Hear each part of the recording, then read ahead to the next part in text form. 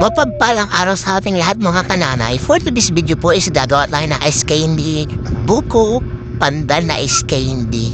Meron po tayo dyan mga ingredient na Angel evaporated milk, condensed milk na cowbell, tapos yung Enjoy milk shake powder natin, tapos po yung wash sugar. And then po ayan po yung gagamitin ko na 1 cup. Maglalagay lang po tayo dyan sa 2.5 na liters na tubig ng 3 cups and 1/2 Enjoy milkshake powder na buko pandan flavor dahil ayun nga po ang flavor na gagamitin natin ngayon. At naglagay na nga rin po ako dyan ng wash sugar, 1/4 wash sugar.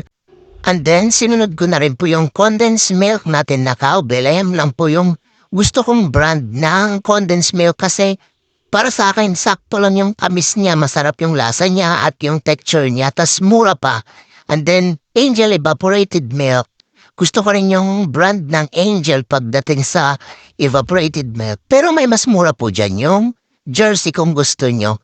Pero ako po, mas bet ko yung Angel kasi piling ko lang parang mas masarap yung lasa niya kapag ayan yung ginagamit ko. Naglagay na nga rin po ako dyan ng salt, pampabalansin ng lasa. Ayan, kahit konti lang naman, kahit 1 spoon na salt.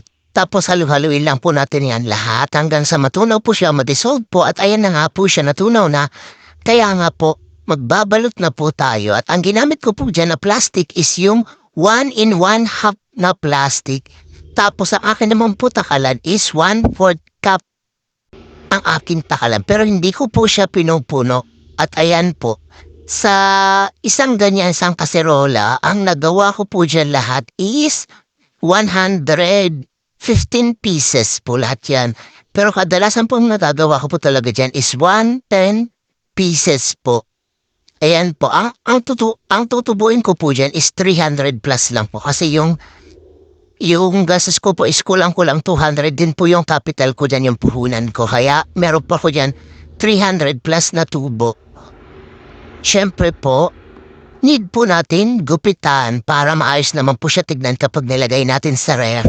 Walang mga sobra-sobra na mga plastic kaya yan, ginugupitan ko po siya. Hanggang dito na lang po yung video natin. Salamat po sa lahat sa panonood. Hanggang sa muli po natin pagkikita. Paalam po lahat sa inyo. Palike, share, comment na lang po. And paki-follow. Salamat.